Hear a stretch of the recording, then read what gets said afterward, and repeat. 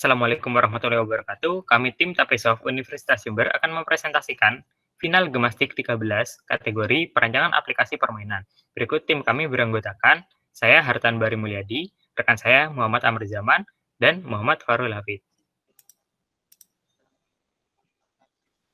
Game kami dilatar belakangi berdasarkan statistik kebudayaan oleh Kemendikbud RI pada tahun 2017 dan 2018, di mana pada tahun 2017 tercatat sebanyak 143 jumlah kesenian akan punah. Jumlah tersebut terdiri atas seni rupa, seni musik, seni tari, seni teater, sastra, serta kesenian yang lainnya. Dilanjutkan pada tahun 2018, tercatat jumlah bahasa daerah yang diperkirakan akan punah mencapai angka 34 bahasa daerah. Hal tersebut membuat kami, tim Tapesoft, merancang suatu permainan yang mengenalkan berbagai macam kebudayaan kepada para pemainnya. Melalui game Finding Legends, kami berharap mampu menambah wawasan para pemain terhadap kebudayaan Indonesia.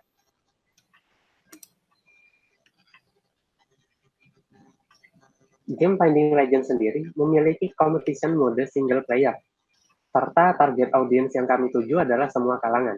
Karena target pasar dari Finding Legends adalah semua kalangan, maka style art yang kami bawa atau gunakan adalah cartoon style. Kemudian high concept statement yang kami bawa adalah learn from history, contribute for the future. Kalimat tersebut diimplementasikan dalam game, yang mana para pemain mempelajari kebudayaan dari masa lalu untuk berkontribusi dalam krisis budaya di masa depan. Lalu genre yang kami angkat adalah puzzle serta adventure, dan game ini dibuat menggunakan game engine Godot. Finding Legends sendiri terinspirasi dari game Pokemon Emerald, di mana salah satu gymnya memiliki konsep permainan yang serupa, yaitu melewati seluruh tiles untuk membuka ruangan selanjutnya. Dan selama pengerjaannya, kami telah merancang 2 tutorial steps serta 6 normal steps yang dapat dimainkan. Berikutnya adalah alur presentasi kami, yang mana meliputi kisah, stage, mekanik dan kontrol, gameplay, item, dan koleksi.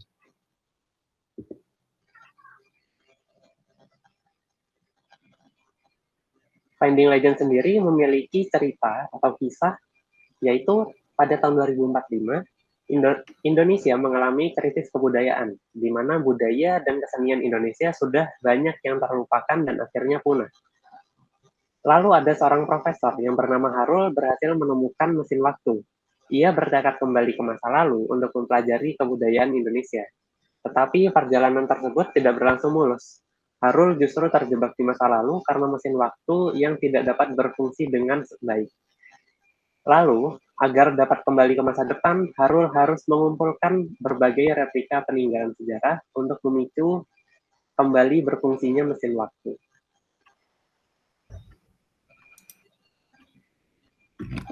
Berikutnya adalah stage permainan.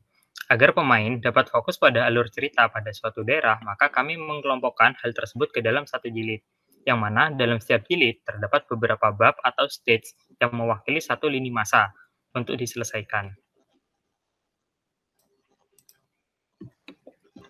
Berikutnya, mekanik dan kontrol. Pada bagian A adalah head-up display, yang mana menunjukkan health bar pemain dan juga waktu yang tersisa. Pada bagian B adalah tombol kontrol atau kendali, yang mana berupa D-pad atau joystick yang dapat disesuaikan dengan jenis gaya bermain dari si pemain. Berikutnya, pada bagian C, yaitu tombol item atau back navigation, yang mana berisi item yang dibawa oleh pemain.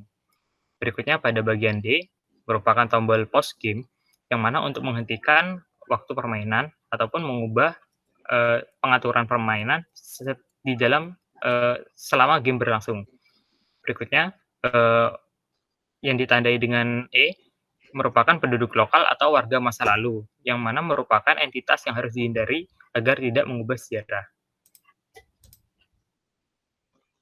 Berikutnya pada poin F, sendiri merupakan objek sejarah yang harus dicari oleh si pemain. Dan juga pada poin G, yang mana itu merupakan tiles atau area yang mana berarti zona foto, di mana pemain ketika setelah menemukan objek peninggalan sejarah tersebut, maka pemain akan dihalangi oleh akan dibatasi dengan objek berwarna abu-abu ini, yang mana agar pemain tetap fokus pada zona foto. Zona foto sendiri untuk konsep permainannya akan dijelaskan pada alur gameplay. Gameplay pertama yaitu melakukan penjelajahan. Pemain diharap untuk mencari objek peninggalan sejarah. Agar dapat mempermudah permainan, maka pemain dapat menggunakan item bantuan atau item pendukung lainnya. Berikutnya, selama mencari objek peninggalan sejarah, pemain diharap untuk menghindari warga masa lalu. Hal tersebut bertujuan agar menghindari berkurangnya health bar. Pemain juga dapat menggunakan item penambah lain atau item pendukung lain untuk mempermudah dalam permainan. Berikutnya pada gameplay poin C, untuk mengambil foto dari peninggalan sejarah, pemain harus mengitari tiles yang berikon gambar foto. Tiles tersebut akan beranjak dari berwarna putih yang mana belum dilewati, berubah menjadi hijau dan juga keputihan. Tiles tersebut akan terus berubah menjadi warna merah. Jika sudah berwarna merah, maka pemain akan tereset dan tiles tersebut akan kembali menjadi warna putih lagi, atau bisa disebut dengan mengulangi kembali pada zona foto. Sehingga pemain harus diharapkan bisa menyelesaikan permainan ini dalam waktu singkat. Berikutnya pada poin D, yang mana mendapatkan replika peninggalan sejarah jika tiles tersebut sudah berwarna hijau.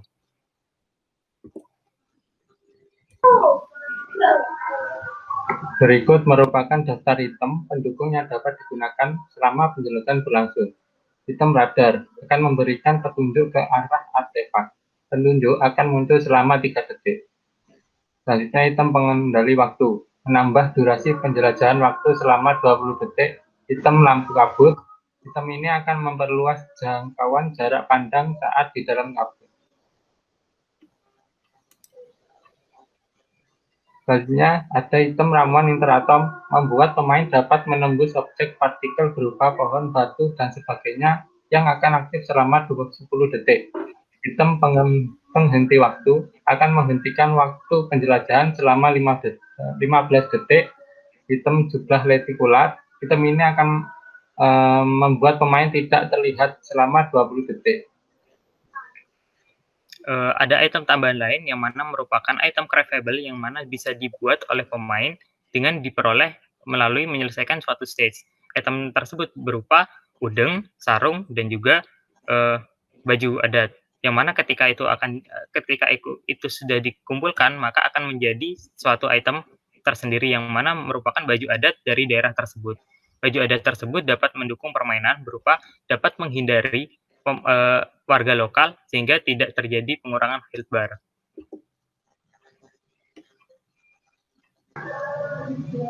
Selanjutnya, sebelum melakukan penjelajahan, pemain memilih item yang akan dibawa selama penjelajahan.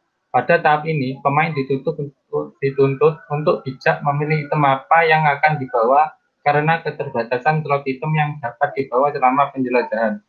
Slot item tersebut dapat ditambah dengan cara membelinya dengan sejumlah poin pengetahuan.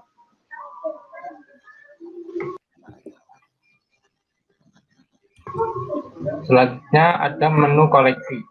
Di menu koleksi ini berisi replika yang berhasil dikumpulkan selama penjelajahan. Sekian presentasi dari kami, dari tim Tapesoft. Kurang lebihnya mohon maaf. Wassalamualaikum warahmatullahi wabarakatuh.